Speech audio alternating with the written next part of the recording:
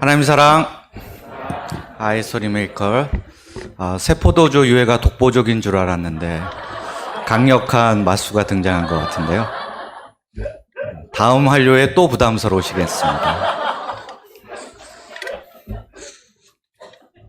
오늘 말씀의 제목은 선한 사마리아 사람의 비유입니다. 요절 말씀은 누가복음 10장 37절입니다. 같이 한 목소리로 읽어보겠습니다. 시작. 이르되 자비를 베푼 자니이다. 예수께서 이르시되 가서 너도 이와 같이 하라 하시니라. 기도하겠습니다. 사랑이 많으신 하나님 아버지, 이 시간 주의 말씀을 듣기 위해 이 자리에 모였습니다. 성령께서 역사하셔서 친히 그 말씀을 드러내어 주시옵소서. 저희가 들은 말씀을 또한 마음에 새기고 실천할 수 있도록 도와주시옵기를 간구드립니다. 예수님의 이름으로 기도하였습니다. 예수님의 말씀을 묵상하다 보면 제 마음이 불편해질 때가 종종 있습니다.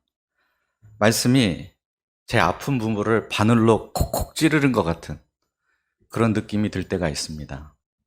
그런데 그런 말씀 중에서 최상급에 해당하는 말씀이 바로 오늘 본문인 선한 사마리아인의 비유 말씀입니다. 바늘로 찌르는 게 아니라 송곳으로 팍팍 쑤시는 것 같은 그런 느낌이 들기도 합니다. 그런데 어차피 찔릴 거라면 차라리 제대로 찔림을 받는 게 더 좋지 않을까요? 그래서 오늘 말씀을 통해서 우리가 제대로 된 방향 설정을 새롭게 할 수 있기를 기도합니다. 25절을 보십시오. 어떤 율법 교사가 등장해서 예수님께 이런 질문을 합니다. 내가 무엇을 하여야 영생을 얻을 수 있겠습니까? 다른 말로 표현하자면 어떻게 해야 천국에 갈 수 있나요? 어떻게 해야 구원받을 수 있나요? 라는 질문입니다. 율법교사는 이 중요한 질문을 예수님께 함으로써 예수님께서 그 답에 대해서 얼마나 명쾌하게 말씀하시는가를 보고 예수님의 실력을 한번 테스트해 보려고 했습니다. 이에 대해 예수님께서 어떻게 대답하셨습니까? 26절을 보겠습니다. 26절 같이 한 목소리로 읽어보겠습니다. 시작. 예수께서 이르시되 율법에 무엇이라 기록되었으며 내가 어떻게 읽느냐. 예수님은 율법교사의 질문에 또 다른 질문으로 대답을 주셨습니다. 이 질문이 대답이 될 수 있는 이유는 영생의 길이 율법 안에 있다라는 것을 전제로 하고 있는 질문이기 때문입니다. 정말 그렇습니다. 구원의 길, 영생의 길, 천국 가는 길이 어디 있겠습니까? 바로 하나님의 말씀인 성경 속에 있습니다. 그런데 예수님의 질문은 하나가 아닙니다. 내가 어떻게 읽느냐? 이 두 번째 질문이 굉장히 의미심장합니다. 영생을 얻으려면 성경 속에 게시되어 있는 하나님의 객관적인 진리를 발견하는 것도 중요한 일이긴 하지만 그것만으로는 충분하지 않고 거기에 더해서 그 진리를 어떻게 읽을 것인가? 그 진리를 받아들이는 사람의 주관적인 태도와 자세가 그에 못지않게 중요하다라는 것을 말씀하고 계신 것입니다. 그러면 이 율법교사는 예수님의 이 질문에 제대로 답을 했을까요? 시험하러 나왔다가 자기가 시험을 받게 생겼습니다. 27절을 보십시오. 율법교사의 대답입니다. 이 율법교사의 대답에 우리가 몇 점의 점수를 줄 수 있을까요? 구약 성경에는 총 613개의 하나님의 계명이 있습니다. 이 계명을 10개로 축약한 것이 무엇일까요?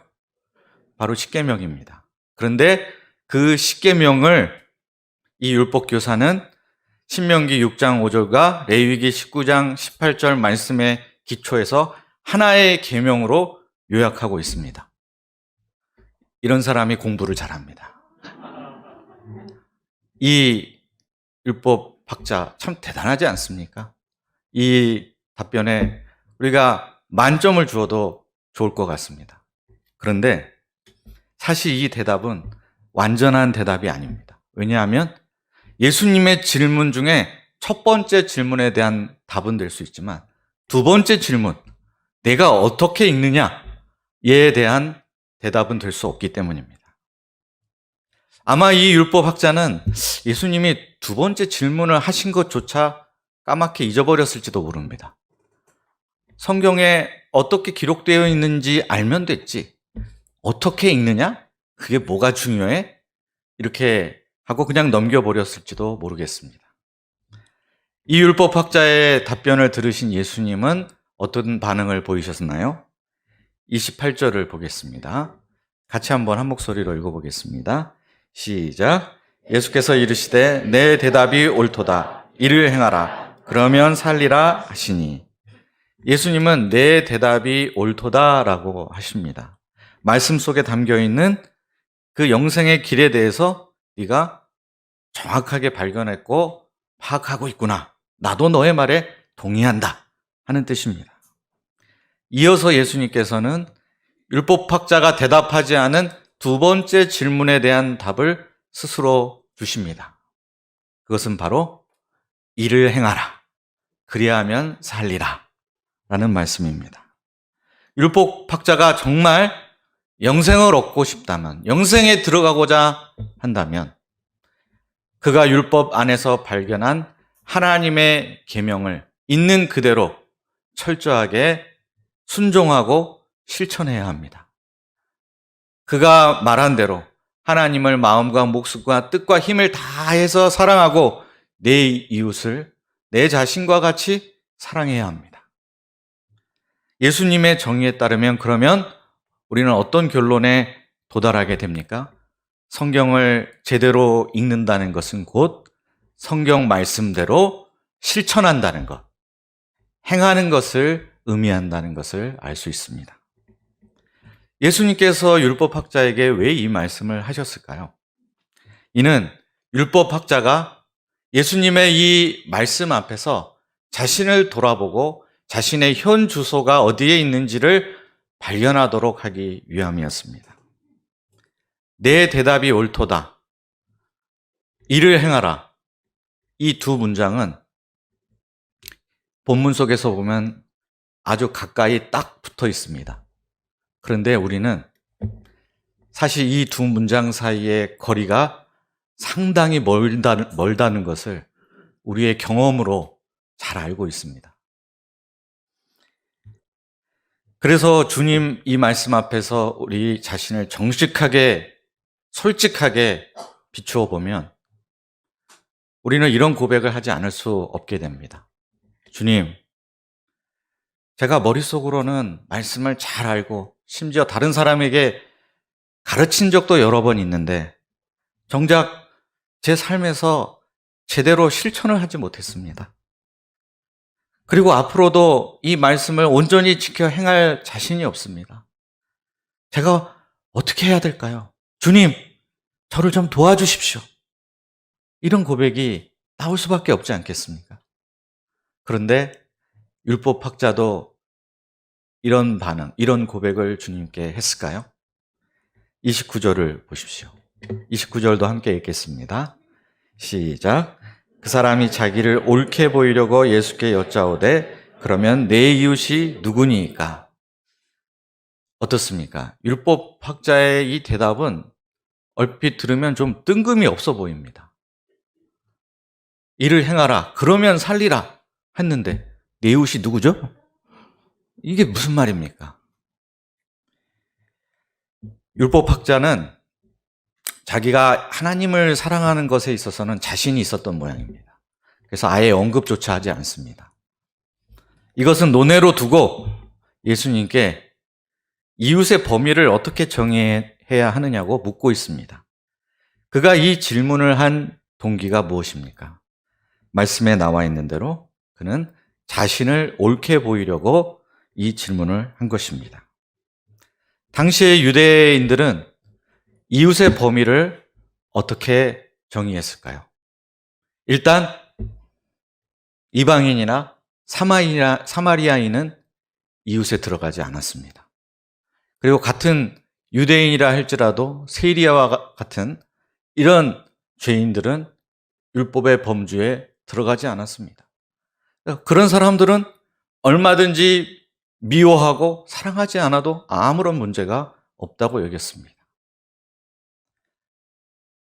유대인이면서 율법을 그래도 철저하게 지키는 그런 사람만이 이웃이 될 자격이 있다고 생각을 했습니다. 이 율법학자는 지금 예수님께 내 이웃이 누구입니까? 라고 물었습니다. 이 질문에 대해서 예수님께서 이와 같은 당시 통념에 기초해서 율법에 신실한 유대인들이지 라고 대답을 할 것을 기대할 수 있습니다. 그러면 이 율법학자는 그때 이렇게 말할 수 있을 것입니다. 그러면 그렇죠. 저는 지금까지 그런 이웃들을 사랑해 왔습니다. 이미 잘하고 있는데 새삼스럽게 또 사랑하라. 그런 말할 필요가 있겠습니까? 이렇게 말함으로써 자신의 정당함, 자신이 아무 문제 없음을 드러낼 수 있다고 생각했을 것입니다. 그런데 혹시 이게 잘 통하지 않을 수 있습니다. 그렇게 하면 너무 폭이 좁은 거 아니야? 이웃의 범위를 너무 좁게 잡고 있는 거 아니야? 라는 반론이 들어올 것까지 예상을 했습니다. 이럴 때를 대비한 플랜 B가 있었습니다. 그것은 내 이웃이 누구입니까? 이웃인 듯 이웃 아닌 이웃 같은 이웃이 있지 않을까요? 이웃을 사랑하려고 하는데 이웃의 정의가 너무 애매모호해서 그 사랑하기가 쉽지 않네요. 이렇게 말할 수 있습니다. 그래서 이웃 사랑의 문제를 실천의 영역에서 논쟁의 영역으로 이끌어가게 만들 수가 있습니다. 이러면 핑계를 대고 은근슬쩍 빠져나갈 구멍을 얼마든지 만들 수가 있었습니다. 참 생각해보면 할수록 이 율법교사는 정말 머리가 좋은 사람인 것 같습니다. 우리는 성경을 많이 읽습니다. 일주일에 한 번씩 매주 꼬박꼬박 성경 공부를 하고 이렇게 주일에 모여 또 말씀을 듣습니다. 날마다 일용할 양식을 먹고 또 따로 뜻을 정해서 성경 다독을 하기도 합니다. 또한 자신이 배운 말씀을 1:1로 양들에게 가르치기도 합니다. 덕분에 우리는 율법교사처럼 하나님의 말씀인 성경에 능통한 사람이 되었습니다. 밖에 나가서 UBF 출신이라고 그러면 그냥 이유 불문하고 좀 성경을 많이 아는 사람인 줄 압니다. 그래서 자꾸 질문을 해서 좀 부담스러울 때가 있습니다. 그런데 이렇게 율법을, 하나님의 말씀을, 성경을 많이 알고 있는 우리가 관건은 아는 만큼 실천하고 있는가, 행하고 있느냐 하는 문제입니다. 우리는 알기는 잘 알지만 사실 행하지 못할 때가 너무 많지 않습니까? 말은 그럴듯하게 하는데 삶은 여전히 자기중심적으로 살면서 하나님 사랑, 이웃 사랑을 제대로 실천하지 못하며 살 때가 얼마나 많습니까? 이것이 솔직한 우리의 부끄러운 자화상, 부끄러운 현 주소 아닐까요? 그래서 이 말씀을 묵상할 때마다 바늘로 찌르는 것 같은 그런 찔림을 받게 되는 것 같습니다. 근데 바로 이런 때 우리는 본문의 율법학자처럼 자신을 옳게 보이려고 하는 길을 선택하고 싶은 유혹을 받게 됩니다. 그것은 내가 잘하고 있다, 나 아무 문제 없어 라는 것을 보여주기 위해서 말씀의 의미를 축소시키는 것입니다. 하나님 사랑? 주일 예배 나오면 하나님 사랑하는 거 아니야? 나 하나님 사랑하고 있는데. 이웃 사랑? 가족과 친구들을 사랑하는 게 이웃 사랑 아니야? 그럼 나 사랑하고 있는데? 잘하고 있지 않습니까? 뭐가 문제인가요? 이렇게 말하면 그만입니다. 말씀을 나에게 유리한 쪽으로 해석을 합니다. 좀 심하게 말하면 내 입맛에 맞춰 성경의 해석, 성경 읽기를 내 취향에 따라 끼워 맞추는 것입니다. 이런 해석이 내가 생각해도 좀 무리이다, 이런 생각이 들면 아주 손쉬운 해결책이 있습니다. 말씀에 대한 결론을 내리지 않도록 유도하는 것입니다. 이 말씀이 애매모호한데요? 막 주석책 보니까 이런 해석, 저런 해석 되게 해석이 많더라고요. 그래서 이 말씀이 구체적으로 뭘 어떻게 하라는 건지 잘 모르겠어요. 모르니까 못하는 거예요. 사실 하고 싶은데, 말씀의 의미가 명확하지 않아가지고, 그래서 제가 못하는 거거든요. 아시겠죠? 이해해 주세요. 이렇게 말할 수가 있습니다. 그래서 예수님께서 율법학자에게 내가 어떻게 읽느냐? 라고 질문을 하신 것입니다. 예수님께서 우리에게도 이렇게 묻고 계신 것 같습니다.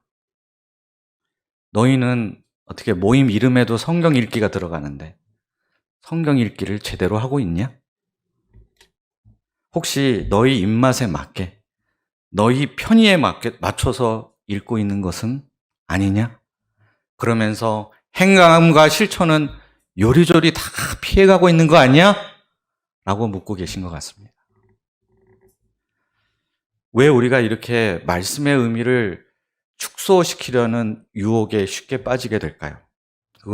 그것은 그렇게라도 하지 않으면 내가 말씀을 지킬 수 없을 것 같기 때문입니다.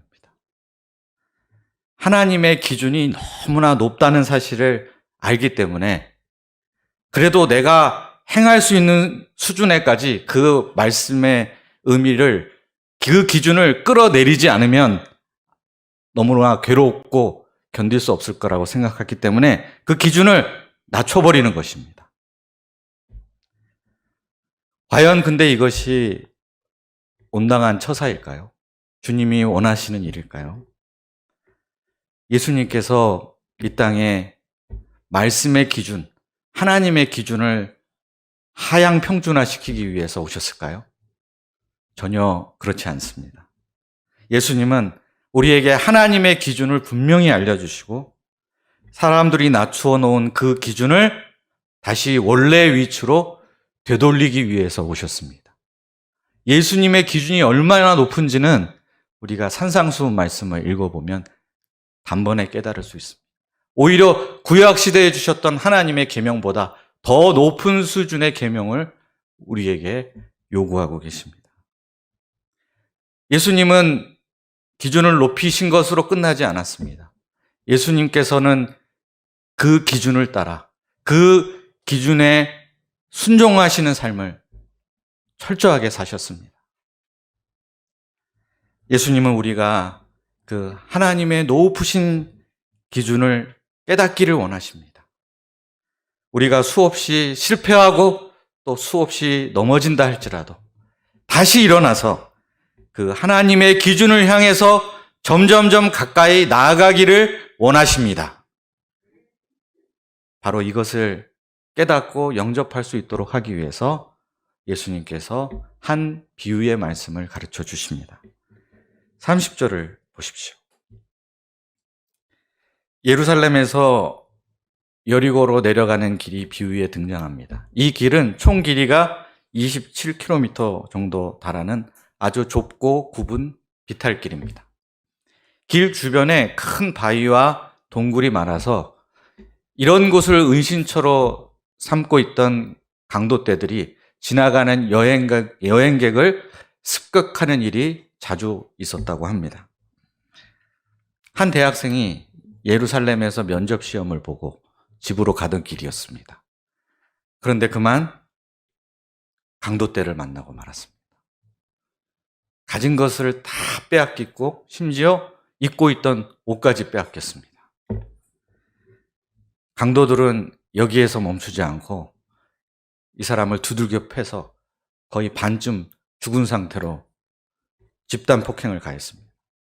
그는 외진 길에 쓰러져 중상을 입은 채 버림받은 상태에 있습니다. 이대로 가면 죽는 것은 시간 문제였습니다. 31절을 보겠습니다.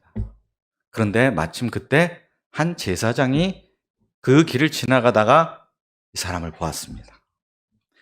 비유를 듣던 사람들은 이 순간 제사장이 하나님을 섬기는 성직자이니까, 누구보다도 하나님 말씀에 가까운 사람이니까, 당연히 이 불쌍한 사람을 도와줄 것이다, 이렇게 기대를 했을 것입니다. 근데 이상합니다. 제사장은 쓰러진 사람을 보더니 다른 길로 멀리 돌아서 피해가 버렸습니다. 32절을 보십시오. 그런데 또 한 사람이 나타났습니다. 이번에는 레위인이었습니다. 레위인은 제사장만큼 고위 성직자는 아니지만 어쨌든 성전을 섬기는 성직자 중에 한 사람이었습니다. 그래서 그래도 레위인은 또 도와줄 수 있는 어떤 가능성이 있지 않을까라고 기대를 해봄직합니다. 그런데 이번에도 레위인은 죽어가는 사람을 보고도 그냥 못 본 채하고 지나쳐 버렸습니다. 왜 이 두 사람은 쓰러져 죽어가는 사람을 보고도 그냥 피해 지나갔을까요? 이 사람이 죽은 줄 알고 혹시 시체를 만지면 부정하게 된다는 율법 때문에 이렇게 한 것일까요? 아니면 예배를 섬겨야 돼서 지금 너무 바쁘기 때문에 어쩔 수 없이 그냥 지나쳐간 것일까요? 그런데 이 두 가지 다 말이 안 됩니다.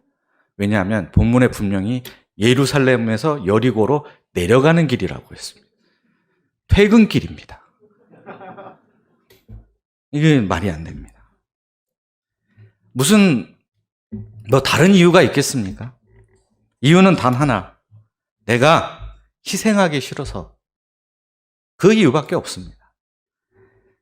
이 근처에 아직 강도가 남아있을 수도 있습니다. 괜히 어물쩍하다가 나도 당할 수 있겠다라는 생각이 들었을 겁니다.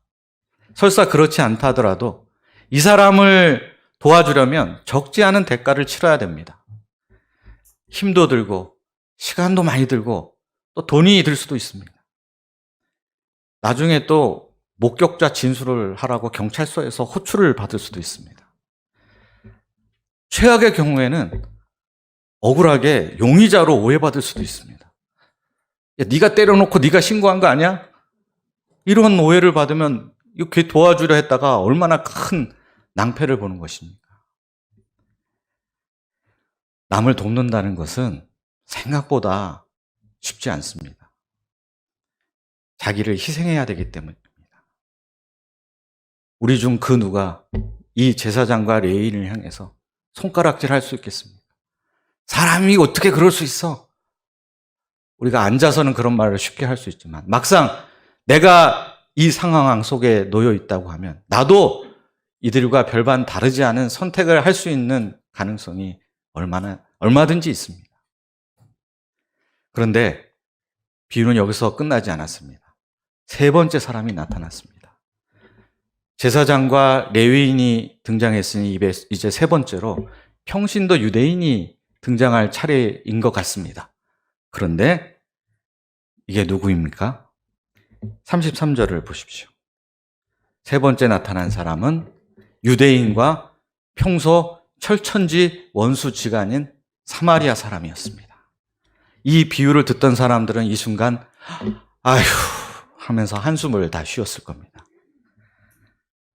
사마리아 사람은 죽어가는 사람을 보면서 그 죽어가는 유대인을 보면서 아이고 그거 참 꼴 좋네, 쌤통이다 하면서 발길로 한 번 더 차고 지나가지 않을까라는 그림을 생각했을 것입니다. 이제 강도 만난 사람은 확실하게 죽을 일만 남은 것 같습니다. 그런데 어떤 일이 일어났습니까? 34절을 보십시오. 우리 34절을 같이 읽어보겠습니다. 시작. 가까이 가서 기름과 포도주를 그 상처에 붓고 싸매고 자기 짐승에 태워 주막으로 데리고 가서 돌보아 주니라. 사마리아 사람은 놀랍게도 쓰러진 유대인에게 가까이 다가갔습니다. 그는 먼저 군대에서 배웠던 심폐소생술과 인공호흡법을 실시했습니다. 그러자 다행히 심장이 다시 뛰고 호흡이 돌아왔습니다. 이어서 사마리아인은 가방을 막 뒤지더니 기름과 포도주를 꺼내었습니다. 이것으로 상처 부위를 소독해 주었습니다. 그리고 자기가 쓰고 있던 머리에 두건을 풀더니 이거를 쫙 찢어가지고 붕대로 만들어서 이 병자의 상처를 싸매어 주었습니다. 이어 병자는 자기가 타고 왔던 짐승에 태우고 자기는 걸어서 산길을 내려가 안전한 주먹까지 데려다 주었습니다. 그리고 밤새도록 이 병자 곁을 지키며 지극정성으로 간호를 해주었습니다. 하지만 다음 날이 되자 거래처와 중요한 회의가 약속되어 있기 때문에 부득이 떠날 수밖에 없었습니다. 이때 그는 자, 이제 나는 할 만큼 했으니 이 다음부터는 당신이 좀 알아서 하시오 라는 한마디 말을 남기고 그냥 가버릴 수도 있었습니다. 그런데 이게 끝이 아니었습니다. 35절을 보십시오. 35절도 함께 읽겠습니다. 시작. 그 이튿날 그가 주막 주인에게 데나리온 2를 내어주며 이르되 이 사람을 돌보아 주라. 비용이 더 들면 내가 돌아올 때에 갚으리라 하였으니. 사마리아인은 자기 지갑을 털털 털더니 2데나리온을 꺼내서 여관 주인에게 주었습니다. 2데나리온을 오늘날의 화폐 가치로 한 사람은 한 20만 원 정도 되는 금액입니다. 이것을 건네주면서 이 병자를 잘 돌봐 줄 것을 부탁했습니다. 그리고 혹시 비용이 더 들게 되면 내가 돌아오는 길에 꼭 들려서 다 갚아줄 테니 돈 걱정하지 말고 잘 보살펴 주라고 당부를 했습니다. 어떻습니까? 이 사마리아 사람. 정말 사랑의 끝판왕이다 라고 말할 수 있지 않을까요? 가족도 아니고 친구도 아니고 일면식도 없던 사람을, 그것도 평소 원수같이 여기던 유대인을 위해서 누가 이런 희생을 감당할 수 있을까요? 그런데 이런 행동을 그가 하게 된 이유가 무엇이겠습니까? 우리 말씀 속에는 그 이유를 딱 한 가지 제시하고 있습니다. 앞서 나왔던 33절에 보면 그를 보고 불쌍히 여겨. 다른 이유 없습니다. 그저 불쌍히 여겼기 때문입니다. 그는 쓰러진 사람을 보고 이 사람이 내 이웃의 범위에 들어가나? 이웃인가 아닌가? 이런 거 고민하지 않았습니다. 오직 그가 도움이 필요한 사람이라는 것, 지금 현재 이웃이 필요하다는 것, 그 한 가지만을 생각했습니다. 도움이 필요한 사람을 봤고, 그리고 불쌍히 여겼고, 그래서 지체 없이 도와주었을 뿐입니다. 여기서 우리는 다시 한번 예수님께서 하셨던 그 질문, 내가 어떻게 읽느냐 하는 질문을 상기해 볼 필요가 있습니다. 성경을 읽는다는 것은 무엇일까요? 성경의 저자가 누구입니까? 하나님이십니다. 우리가 어떤 책이든 그 책을 제대로 읽는다는 것은 그 저자의 의도와 생각과 그 저자의 마음과 공감하게 되는 것이 그 책을 제대로 읽는 것 아니겠습니까? 그렇다면 우리가 성경을 제대로 읽는다고 한다면 성경의 저자이신 하나님의 마음, 하나님의 뜻과 생각, 그것까지 읽는 것이 성경을 제대로 읽는 거 아닐까요? 하나님의 마음이 근데 무엇입니까? 성경 처음부터 끝까지 나타난 우리 하나님의 마음은 어떠한 마음이죠? 불쌍히 여기는 마음입니다. 긍휼히 여기는 마음입니다. 평소 유대인들은 유대인 중에서 제사장, 그 다음 레위인, 그리고 보통의 유대인, 그리고 맨 마지막에 사마리아인 순서로 성경과 가까운 사이라고 생각을 했습니다. 그런데 이 비유를 잘 보십시오. 그렇게 성경을 많이 알고 성경에 해박한 제사장과 레위인이 성경에 더 가까운 사람입니까? 아니면 성경을 그 정도 많이 알지는 못할지도 모르겠습니다만 긍휼을 실천한 이 사마리아인이 성경에 더 가까운 사람입니까? 36절을 보겠습니다. 36절 말씀 함께 읽겠습니다. 시작. 내 생각에는 이 세 사람 중에 누가 강도 만난 자의 이웃이 되겠느냐. 예수님께서 율법교사에게 마지막으로 물으십니다. 이 세 사람 중에 누가 강도 만난 자의 이웃이 되겠느냐.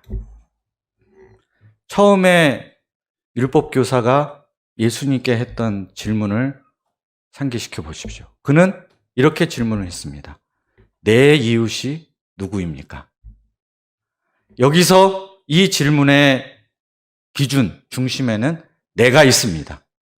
나를 기준으로 해서 내 이웃의 범위를 어떻게 정해야 할까요? 라는 문제의식이었습니다. 그런데 예수님께서는 이 문제의식을 완전히 정반대로 뒤집어 버리십니다. 누가 강도 만난 자의 이웃이 되겠느냐? 여기에 중심에, 기준점에 누가 있습니까? 강도 만난 자가 있습니다. 그리고 너는 그 강도 만난 자의 이웃이 되어 주겠느냐? 그의 이웃이 될 수 있느냐? 라고 묻고 계신 것입니다. 내가 중심이 아니고 강도 만난 이웃이 중심이 되어야 한다는 뜻입니다.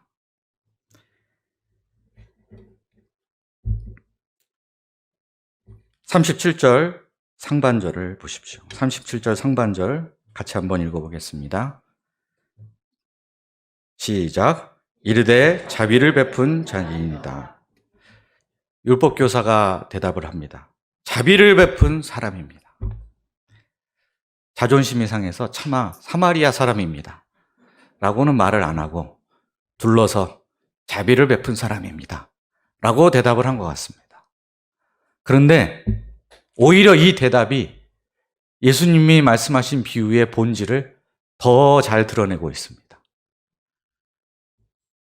유대인이냐 사마리아인이냐 하는 그런 출신이 중요한 것이 아니라 강도 만난 자의 이웃은 바로 자비를 베푼 사람입니다.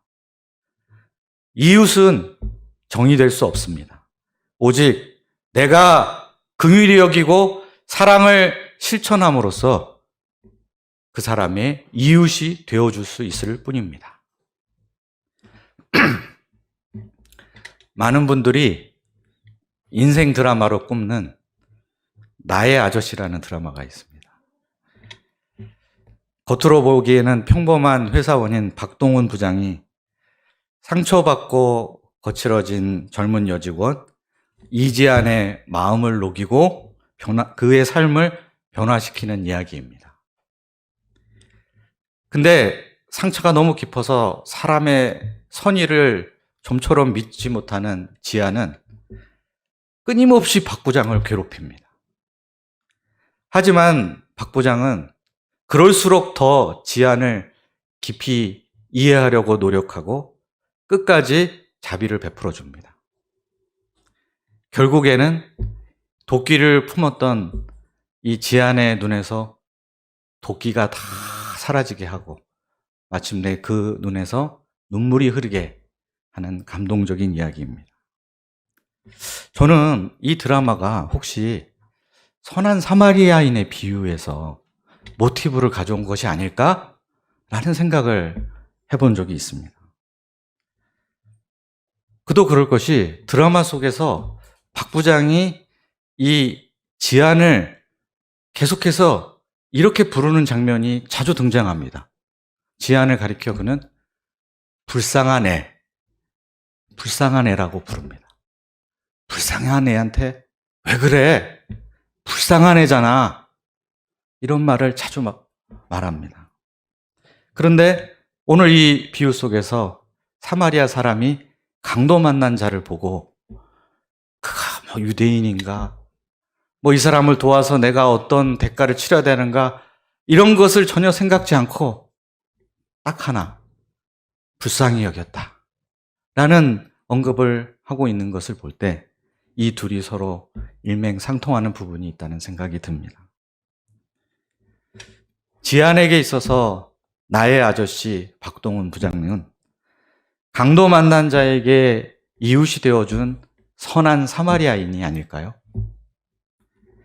그런데 작가인 이 박혜영 씨가 기독교인이라고 합니다. 그걸 보면 정말 선한 사마리아인의 비유 말씀에서 이 각본의 모티브를 가져왔을 가능성도 충분히 있을 것 같습니다. 그런데 이 드라마를 본 많은 사람들이 감동을 받기도 하지만 이 드라마는 판타지다, 이런 비판을 하기도 합니다. 세상에 박동원 부장 같은 사람이 어디 있냐? 그렇게 따지면 선한 사마리아인의 비유도 판타지 아닙니까? 세상에 이런 선한 사마리아 같은 사람이 과연 있을까요? 그래서 우리는 이 비유의 말씀을 듣고 드라마 속에서나 가능한 비현실적인 판타지로구나, 이렇게 치부하면 되는 것일까요? 큰 감동을 받았습니다. 자세히 생각해 보니 좀 눈물이 나기도 하네요. 끝? 이렇게 하고 끝내면 되는 걸까요?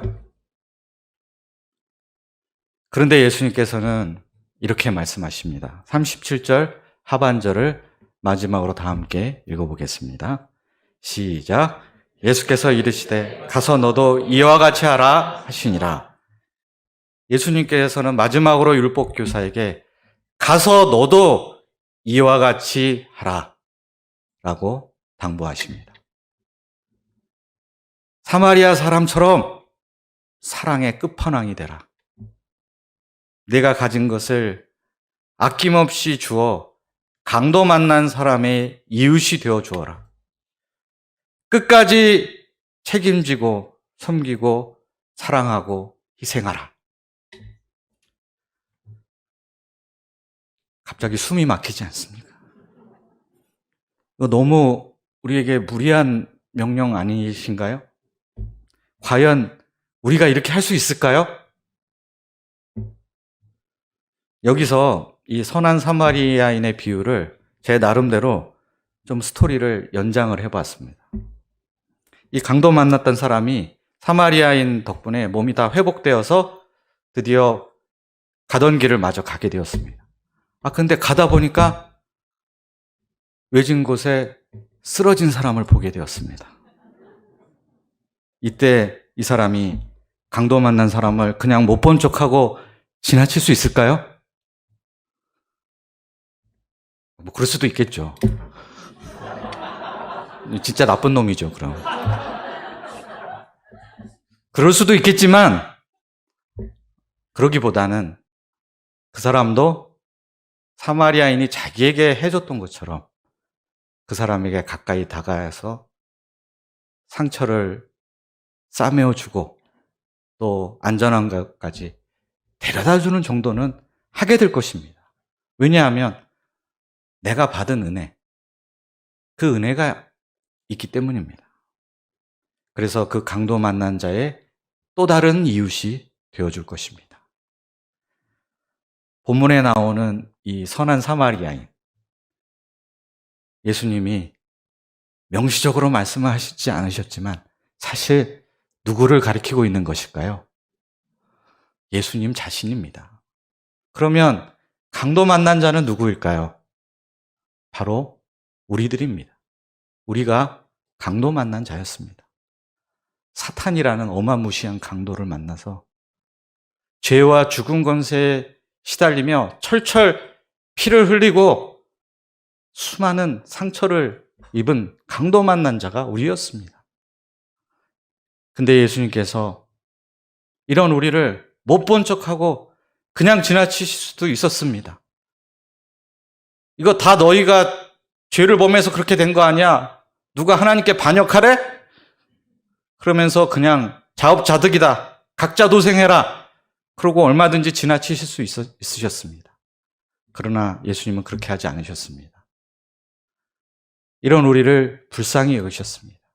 그래서 하늘 보좌를 버리시고 이 땅 가운데 사람이 되어서 오셨습니다. 주님께서 세리 레위를 보고서 그냥 지나치지 않으셨듯이 사마리아 여인 한 사람을 우물가에서 만나고 그냥 이상한 여인이 하며 지나치지 않으셨듯이 우리를 불쌍히 여기시고 우리를 찾아와 주셨습니다. 성령의 기름으로 우리의 상처를 싸매어 주시고 회복시켜 주셨습니다. 예수님의 그 붉은 피로, 그 포도주와 같은 피로 우리의 아픔을 치유해 주셨습니다.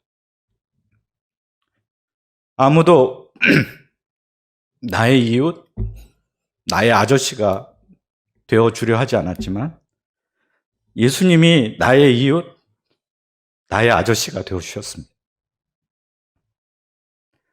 2데나리온이요? 예수님은 그 정도가 아니라 자신의 온 몸을 우리를 위한 대속제물로 대신 내어주셨습니다. 그래서 죄로 죽어가던 우리를 다시 살려주셨습니다.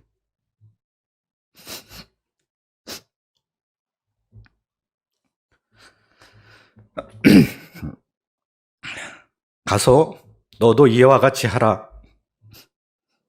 이 말씀은 우리를 살려주신 예수님처럼 우리도 세상에 가서 죽어가는 영혼들을 살리라 하시는 말씀입니다. 죽어가는 나를 살리셨던 그 예수님의 은혜와 감격, 그 구원의 은총을 가지고 가서 너도 이와 같이 하라 명령하시는 것입니다. 단순히 그냥 착하게 살라, 선행을 많이 하라는 뜻이 아닙니다. 구원의 감격을 품에 품고 주님이 가신 그 선한 사마리아인의 길을 너도 가라 말씀하십니다. 하나님께서 어느 날 갑자기 우리 삶에 불쑥 강도 만난 자와 같은 이웃을, 그런 사람을, 우리의 도움을 필요로 하는 사람을 만나게 하실지 모릅니다. 아니, 이미 우리 주변에 와 있을지 모릅니다. 그 사람은 캠퍼스 양일 수도 있고, 우리 교회의 동역자 중에 한 사람일 수도 있고, 어려움에 처한 선교사일 수도 있고, 길 가다 우연히 만난 사람일 수도 있고, 우리 동네 주민일 수도 있습니다. 이때 우리가 그 한 사람을 외면하지 말고 자비를 실천하는 사람이 될 수 있기를 기도합니다. 이제 우리가 내 중심의 생각과 삶에서 벗어나 정말 이웃이 필요한 그 한 사람의 이웃이 되어줄 수 있기를 간절히 기도합니다. 기도하겠습니다. 사랑이 많으신 하나님 아버지, 참 우리의 선한 사마리아인, 나의 이웃, 나의 아저씨가 되어주신 예수님께 감사를 드립니다. 우리가 주님으로부터 죽어가다 살아나는 은혜를 입었사오니 이제 우리도 이 세상에 나아가 강도 만난 자의 이웃이 되기를 원합니다. 우리의 자기중심성을 극복할 수 있도록 도와주시고 정말 이웃을 내 자신과 같이 사랑하는 지극히 높은 하나님의 수준에 이를 때까지 부단히 말씀대로 살고자 실천할 수 있도록 도와주시옵소서. 감사하며 예수님의 이름으로 기도하였습니다.